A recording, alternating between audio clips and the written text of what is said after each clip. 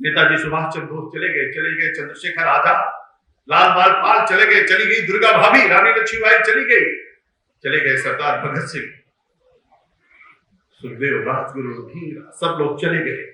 भारत माता आजाद हो गई, लेकिन आजाद भारत को कौन बचाएगा? कौन बनेगा चंद्रशेखर आजाद? कहां से आएंगे सरदार भगत सिंह? कौन रक्षा करेगा? कौन बनेगा दुर्गा भाभी?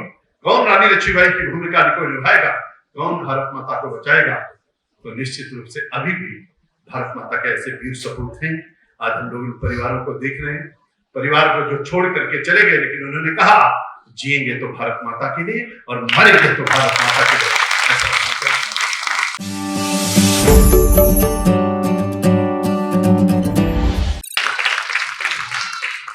मेरे लिए बहुत सुखद क्षण है। जीवन तो एक यात्रा है, जन्म से लेकर के मृत्यु तक अपनी यात्रा हर कोई करता है, लेकिन यात्रा में पड़ाव कैसे कैसे आते हैं, मिलन कैसे कैसा होता है, किन किन कार्यक्रमों में आप जाते हैं, किससे मिलते हैं और किसका सम्मान करते हैं, ये जिंदगी का बहुत महत्वपूर्ण क्षण होता है। लोग कहते हैं कि जीवन में एक पल की खुशी पूरे जीवन को बदल देती है, और अगर हम शहीद परिवारों का सम्मान करने के लिए आए हैं तो मैं समझता हूं इससे गौरवशाली क्षण दूसरा कोई नहीं।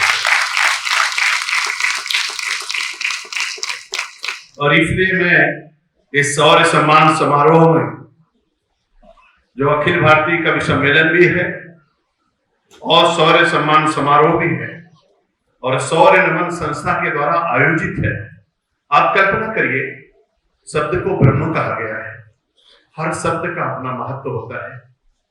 लोग कहते हैं कि शब्द कभी नष्ट नहीं होता है, शब्द तो घूम घूम करके आपके पास आता है और अपनी कहानी बताता है, और इसीलिए वर्ण वर्ण मिल करके अक्षर बनता है। वर्ण और स्वर जब मिलते हैं और दोनों, तो लोग कहते हैं कि अक्षर कभी नष्ट नहीं होता है, और अक्षर अक्षर मिलकर के शब्द बनता है, शब्द शब्द मिलकर के वाक्य बनता है, वाक्य वाक्य मिलकर के पद बनता है, पद पद मिलकर के सोपान बनता है, फिर भावार्थ और सारांश बनता है, फिर जीवन का। तो कितना सुंदर शब्द है शौर्य, और शौर्य का सम्मान हो। शौर्य तो जीवन में वो सुख प्रदान करता है, संतोष देता है, हर किसी को संदेश देता है, हर किसी को रुलाता है, हर किसी को हंसाता है, हर किसी को बताता है कि अथर्ववेद में क्या लिखा है। तो शौर्य कहता है, अथर्ववेद में लिखा है, माता भूमि पुत्रो हम पृथ्व्याम, भूमि मेरी माँ है, मैं इस पृथ्वी का पुत्र हूँ, जीऊंगा तो भारत माता के लिए और मरूंगा तो भारत माता के लिए। यही तो शौर्य है, और इसीलिए तो शौर्य करने की प्रेरणा प्राप्त होती है। और आज के सम्मान समारोह में निश्चित रूप से हमारे मित्र हैं, हमारे भाई हैं। हम लोगों ने भारतीय जनता पार्टी संगठन में काम शुरू किया, विद्यार्थी परिषद में इन्होंने काम किया, युवा मोर्चा में काम किया, हमारे दिनेश भाई बैठे, इनके साथ एनजीओ में काम किया। काम करते करते इन्होंने कहा अब मेरी यात्रा कहीं दूसरी तरफ जा रही है। हमने कहा चलिए किसी न किसी मोड़ पे मुलाकात होती है, और इन्होंने प्रयागराज को छोड़ करके इंदौर की तरफ चले गए, और इंदौर पहुंच करके इन्होंने अच्छे से जो नींव डाली। आज आप इंदौर जाइए, भोपाल जाइए या मुंबई जाइए या लखनऊ आइए, हर जगह आपको मिल जाएगा कितना अच्छा पोस्टर लगा है, DHL मिल जाएगा। और निश्चित रूप से अगर DHL के जिनके कर कमलों द्वारा हुआ है, ऐसे चेयरमैन DHL ग्रुप के आदरणीय श्री संतोष सिंह जी हमारे मित्र हैं, हमारे भाई हैं, गोरखपुर जैसे विश्वविद्यालय के छात्र संघ के अध्यक्ष रहे हैं, और ये देखने में तो ऐसे बड़े शालीन से लग रहे हैं, लेकिन बड़े बड़ों को धूल चटाने का जिन्होंने काम किया, ऐसे उत्तर प्रदेश भारतीय जनता पार्टी के प्रवक्ता आदरणीय समीर सिंह जी। अब आप समझ सकते हैं कि अगर समीर जिनका नाम हो, तो समीर तो अपने आप में किसी को भी छू करके अगर निकल जाए तो शीतलता तो प्रदान करती ही करती है। ऐसे हमारे मित्र आदरणीय समीर जी, और उनके बगल में बैठे हुए हैं, रायबरेली से आते हैं, और निश्चित रूप से रायबरेली से बिहार तक और भारत के कोने कोने तक जिनका अपना असर है, एक राजनीतिक दल के राष्ट्रीय महामंत्री हैं, और जिनका नाम ही अपने आप में पर्याप्त है। जिसको न कोई हो शोक, उसको कहते हैं अशोक। ऐसे अशोक सिंह जी हमारे सबसे बड़े भाई हैं, और हम कह रहे थे हमारे मित्र हैं, हमारे भाई हैं, और हम सब लोग साथ में काम करते हैं, क्रांति के प्रतीक हैं। गुस्सा आती है तो फिर देखने लायक होता है, और लेकिन जब मधुरता और शीतलता आती है तो हर किसी को छांव देने की कोशिश करते हैं। लोग कहते हैं सूरज अपने आप में ऊर्जा तो प्रदान करता है, लेकिन सूरज अगर गर्मी ज्यादा दे दे तो फिर क्या होता है। ऐसे ही जिनका नाम सूरज से जुड़ा हुआ है, आदरणीय दिनेश दुबे जी हमारे मित्र हैं, भाई हैं, और हमारे आदरणीय प्रदीप सिंह जी एक्स MLC यहाँ पर मंच पर विराजमान हैं। हमारे देवेंद्र मिश्रा जी निदेशक हैं। देवेंद्र जी, मैं वास्तव में आपका भी स्वागत करता हूँ, अभिनंदन करता हूँ। कितना अच्छा टीका लगा हुआ आप देख रहे होंगे, और निश्चित रूप से टीका बता रहा है। त्रेता का टीका अलग था, द्वापर का टीका अलग था, कलयुग का अलग था, सतयुग का अलग था। हर समय सब चीजें अलग अलग मिलती हैं, लेकिन आपका टीका सबको समाहित किए हुए है। इसके आपका भी बहुत बहुत अभिनंदन है, स्वागत है। आदरणीय हमारे देवेंद्र मिश्रा जी निदेशक हैं GM मसाला के, और हमारे श्री मनमोहन जोशी जी भैया। देखिए मनमोहन आप समझ रहे होंगे ये नाम कब आया। अगर हमारे वेदवत वाजपेयी जी होते तो भी बताते कि ये नाम त्रेता में नहीं था, ये नाम वास्तव में द्वापर में आया। और द्वापर में किसके लिए आया आप जानते हैं कि वो बांसुरिया वाले के लिए हम लोग मनमोहन कहते हैं। और निश्चित रूप से मनमोहन जोशी भैया सबका मन मोह लेने वाले ऐसे CEO हैं कौटिल्य एकेडमी के। जब बोल रहे थे वैसे लग रहा था कि एक एक शब्द मोती जैसे कैसे झड़ रहे हैं। निश्चित रूप से मैं आपका भी स्वागत करता हूँ। हमारे सुनील तिवारी भैया, बहुत सुंदर आपने व्याख्या किया है यहाँ पर, और बहुत अच्छा आपने पंडित दीनदयाल उपाध्याय के बारे में, संस्कृति और संस्कार के बारे में, धर्म और विचार के बारे में, भारत की संस्कृति को 3 शब्दों में कैसे परिभाषित किया है। आदरणीय श्री सुनील जी, आदरणीय श्री मधुर भट्ट भैया यहाँ पर विराजमान है, मधुर जी, और हमारे आदरणीय वेद व्रत वाजपेयी जी अभी तो नीचे बैठे हुए, कहाँ बैठे, वहां बैठे हुए। जब मुंबई में कविता पढ़ने के लिए गए तो मैं मुंबई में उस समय काम देख रहा था, 2004 में चुनाव था, और लोग ये तो अपनी कविता पढ़ रहे थे और लोग अपने हाथ में चीरा लगा लगा करके खून से इनके लिए कुछ लिख रहे थे। इनकी कविताएं तो बहुत अद्भुत है। पिताजी भी कवि, ये भी कवि, और बेटा भी कवि। मनुव्रत यहाँ पर बैठे हुए हैं, आप समझिए 3 पीढ़ी क्या कविता है। इनके पिताजी के साथ मुझको रहने का, सीखने का, पढ़ने का, सुनने का बहुत अवसर प्राप्त हुआ है। मैं आपका भी अभिनंदन करता हूँ, स्वागत करता हूँ। और हमारे बहुत ही वरिष्ठ कवि आदरणीय श्री रमेश रंजन मिश्रा जी यहाँ पर विराजमान है। आदरणीय हमारे नीलोत्पल मृणाल जी बड़े कवि हैं, यहाँ पर विराजमान है। श्री और इसके बाद ज्ञान प्रकाश जी अंकुल जी, श्री नवल सुधांशु जी, हिमांशु भौसागर जी, गौरव साक्षी जी, मनुव्रत वाजपेयी जी, रामायण द्विवेदी जी और गौरी मिश्रा जी भी यहाँ पर हैं। और उसके बाद हमारे रुचि चतुर्वेदी जी, सभी कवियों का मैं अपने इस प्रांगण में स्वागत करता हूँ, अभिनंदन करता हूँ।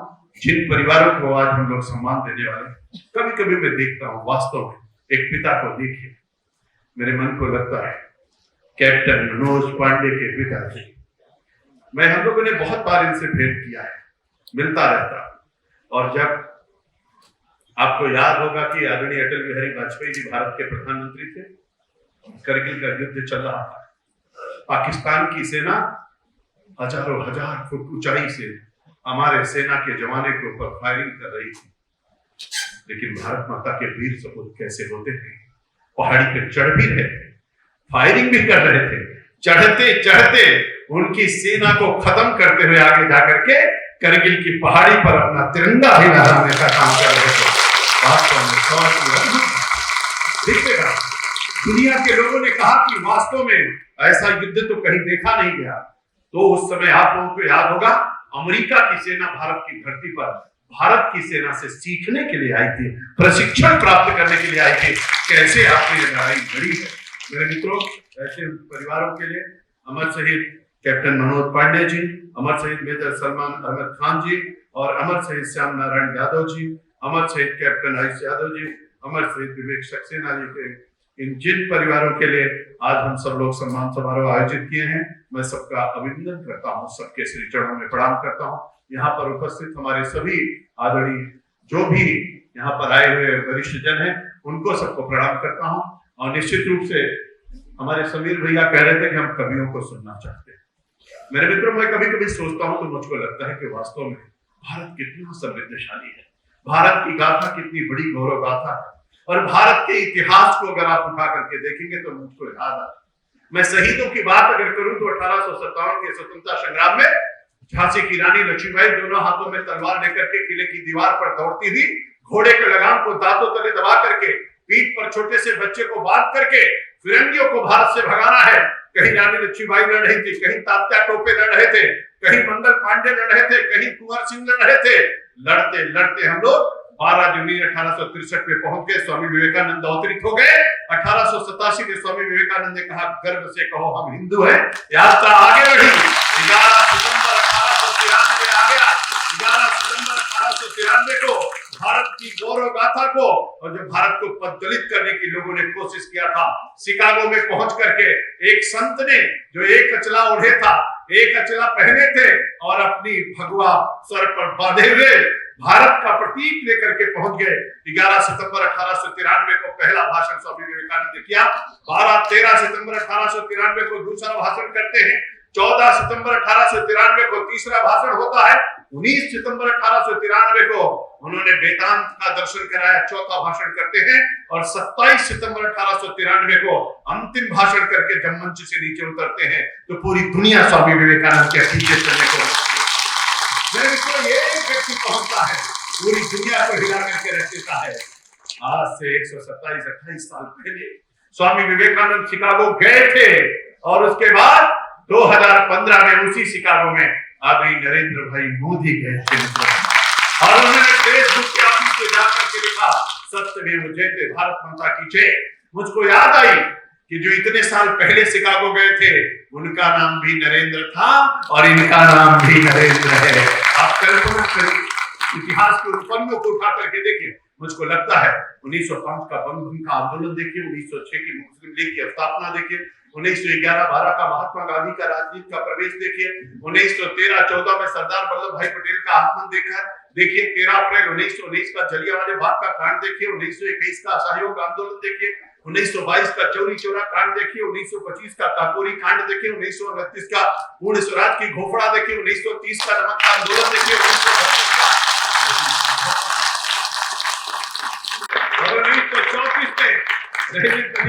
ऑक्सफोर्ड यूनिवर्सिटी में पढ़ने वाला एक नौजवान पीपार, पंजाब, नेपाल, अफगानिस्तान और अफगानिस्तान का बलूचिस्तान को मिलाकर पाकिस्तान का नक्शा देखिए।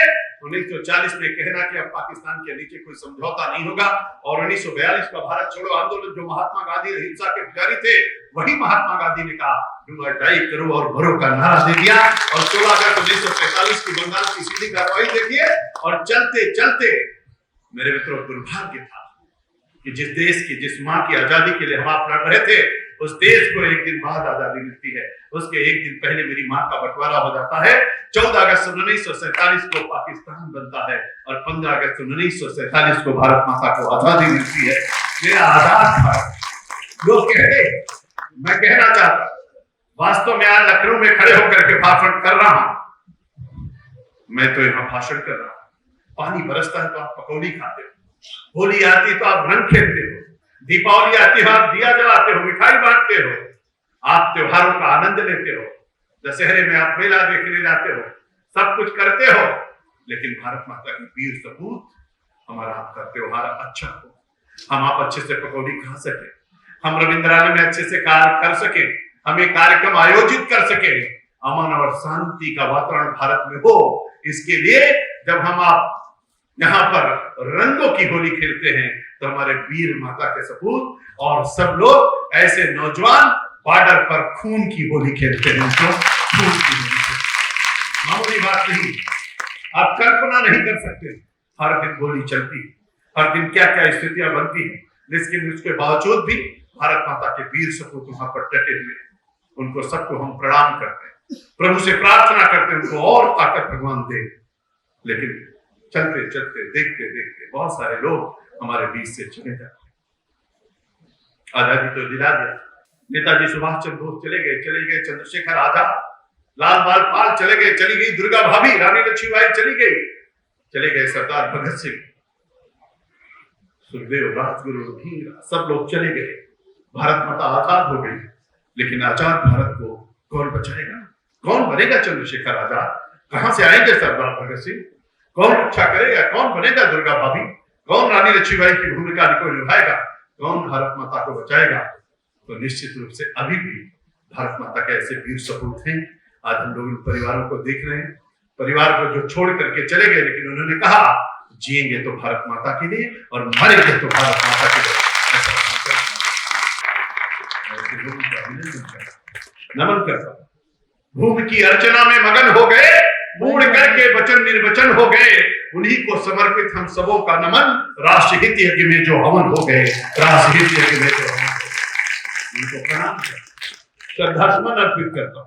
मैं मोमबत्ती जला रहा था, मैं देख रहा था, मेरे मित्रों कितने सारे लोग आजादी से लेकर के चले, किसके लिए? भारत माता।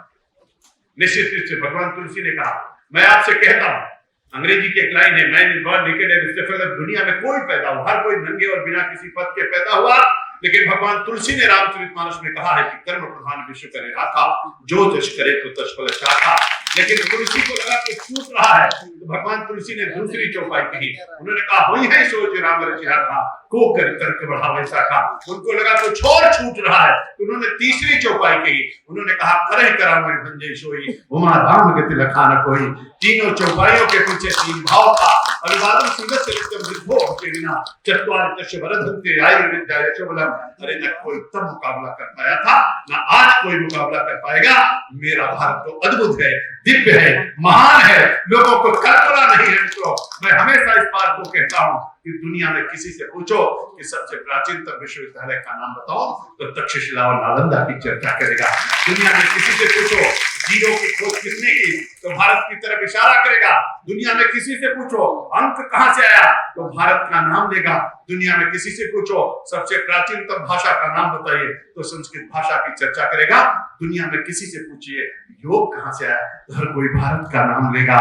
दुनिया में किसी से पूछिए सबसे प्राचीनतम मंत्र का नाम बताइए, तो गायत्री महामंत्र की चर्चा करेगा। दुनिया में किसी से पूछिए सबसे प्राचीनतम पुस्तक का नाम बताइए, तो ऋग्वेद, यजुर्वेद, सामवेद की चर्चा करेगा। 108 और हमारे वेद की चर्चा करेगा। मित्रों, अद्भुत, दिव्य। और इसलिए मैं समझता हूं, जो आया है सो जाएगा, राजा रंग फकीर। जाना तो सबको एक न एक दिन, लेकिन कैसे कौन यात्रा करता है, ये बहुत महत्वपूर्ण है। तो मैं सौर्य संस्था को धन्यवाद करता हूं, अभिनंदन करता हूं, बधाई देना चाहता हूं सभी पदाधिकारियों को जिन्होंने इस अद्भुत कार्यक्रम का आयोजन किया। संतोष जी के कार्यक्रम में मैं भोपाल भी गया, संतोष जी के कार्यक्रम में मैं इंदौर भी गया। बहुत दिव्य इन्होंने कार्यक्रम किया था, स्टेडियम में कार्यक्रम किया था, मैं उसमें गया, बहुत बड़ा कार्यक्रम किया। वास्तव में धन तो आएगा और चला जाएगा, धन से हीन होने पर मनुष्य हीन नहीं होता। हमारे यहाँ संस्कृत का एक बहुत सुंदर श्लोक है कि वृत्त में संरक्षित, वृत्त में आत्यात चाचूड़ो वित्त छूड़ो वित्त तो। हमारे यहाँ कहा गया है कि वहंति नद्या है स्वयं एवनाभ्या स्वयं न खादन्ति फलानि वृक्षा धारा धरो वर्षित नात्म है तो परोपकाराय से प्राप्ति होते हैं। हम तो ऐसी संस्कृति के मानने वाले, हम तो कहते हैं परेशानोपकारा परोपकारा कृत्य परोपकारा एका दिव्य गुणा अस्ति। हम लोग इस बात को मानते हैं और इसलिए भाव के साथ चलते हैं। निश्चित रूप से संतोष जी ने और सौर संस्था ने आज इतना सुंदर कार्यक्रम आयोजित किया है। मैं लखनऊ में स्वागत करता हूँ, अपने मित्रों का स्वागत करता हूँ। हमारे जो मित्र बाहर से आए हैं उनसे मैं कहना चाहता हूँ, बनारस की सुबह, लखनऊ की शाम बड़ी निराली होती है। लखनऊ के बारे में कहा जाता है, आरिफ की आरी, नवाबों की नवाबी, शेखों की शेखी, चूड़ियों की चनक, तलवारों की खनक में दिलती है जब नजाकत और नफासत, सब बनती है लखनवी संस्कृति। ऐसे लखनऊ में आपका स्वागत है। गोमती के तट पर बसा हुआ, आदि गंगा गोमती के तट पर बसा हुआ कौन सा तट? भगवान श्री राम के छोटे भाई लक्ष्मण द्वारा बसाई गई हमारी लखनपुरी में आप सबका नमस्कार और स्वागत का संबंध कहना चाहता हूँ। अगर आप विश्वास करते हो, अगर भरोसा करते हो, अगर सवेरे उठ करके कराग्रे नमस्ते लक्ष्मी कर्म नमस्तु सरस्वती कर्म देतु गोविंद प्रभात कर दर्शन बोलते हो, अगर पैर रखने से पहले समुद्र वसने देवी पर्वत स्नान मंडल विश्वपत्ति नमस्तु ब्रह्म पाद स्पर्श समर्पण करके धरती मां को प्रणाम करते हो, अगर दर्शन करते समय आयुर्वेद में शुभचा प्रजा पशु सूर्यचा ब्रह्मा प्राज्ञा मय पंचा तन्नादे वनस्पति देखा पाठ करते हो, अगर स्नान करते समय गंगा सिंधु सरस्वती चाहे यमुना गोदावरी नर्मदा सिंधु कावेरी जलस्मिन् सन्निधिं का पाठ करते हो, अगर स्नान करके निकलते हो आदि देव नमस्कार अगर अपने घर में भोजन करके घर से निकलते हो तो माता पिता को प्रणाम करके बोलते हो कि प्रविष्ट नगर की जय सब काजा हृदय राग कौशलपुर राजा। अगर ऐसी भावना करते हो, अगर गंगा चौदह में विश्वास करते हो, अगर गौ को गौ माता कहते हो, अगर पीपल के वृक्ष पर रक्षा सूत्र बांधते हो, अगर नीम के पेड़ की पूजा करते हो, अगर तुलसी के विरवे पर दीपक जलाते हो, अगर इस मिट्टी को प्रणाम करते हो तो सौगंध है आपको भारतीय भारतीयता की, संस्कृति एवं संस्कार की, धर्म और विचार की, कि जिएंगे तो भारत माता के लिए और मरेंगे तो भारत माता के लिए। मैं सभी कवियों का अभिनंदन करता हूँ, सभी कवियों को प्रणाम। श्रृंगार रस के भी लोग हैं, वीर रस के लोग भी आए हुए हैं। निश्चित रूप से कवि जब अपना कविता पाठ करता है तो युद्ध जब लड़ने के लिए सेना जाती है तो बिना गीत के युद्ध लड़ा नहीं जा सकता है। आजादी की लड़ाई में कवियों की एक एक पंक्ति हम लोगों को प्रेरणा देती रही, जिसके कारण से हम लोग आज आजाद हो पाए हैं। कवियों का बहुत बड़ा योगदान है और हर पल हर क्षण अगर आप देखेंगे कैसे कैसे कवि हुए दुनिया में लोग पढ़ते हैं। मैं तो आपसे कहता हूं एक कवि का नाम लीजिए, एक महान कवि जिनको हम भगवान तुलसी कहते हैं। आप तुलसी की अगर चर्चा करते हैं तो भगवान तुलसी ने एक बार कभी भी एक चौपाई को दोबारा नहीं लिखा, एक बार में चौपाई पूरी किया और 16-16 मात्राओं की चौपाई उन्होंने बना दिया। आप कल्पना करिए, हमको आपको एक लेख लिखने का दिया जाए तो 50 गलती करेंगे। तुलसीदास जी ने कलम उठाई और पूरा रामचरितमानस में रच कर सूर्य को देखिए, स्थान को देखिए, रहीम को देखिए, कबीर को देखिए और ज्यादा दूर मत जाइए, मेरे पंडित अटल बिहारी वाजपेयी को देखिए। आपको अटल जी की क्या कविताएं हैं, अद्भुत है। आज भी बड़े बड़े कवि उनकी कविताएं पढ़ते हैं और बताते हैं, हार नहीं मानूंगा, हार नहीं टालूंगा, काल के कपाल पे लिखता हूं मिटाता हूं, गीत नया गाता हूं, गीत नया गाता हूं। अद्भुत परंपरा। और फिर मित्रों ज्यादा कुछ न कहते, मैंने बहुत समय ले लिया है। एक बार अपने शहीद परिवारों को मैं उनके श्री चरणों में शीश झुका करके प्रणाम करता हूँ। यहाँ पर उपस्थित आप सबको प्रणाम करता हूँ, अपने कवियों का अभिनंदन करता हूँ, शौर्य संस्था को बधाई देता हूँ, संतोष भाई को भी बधाई देता हूँ,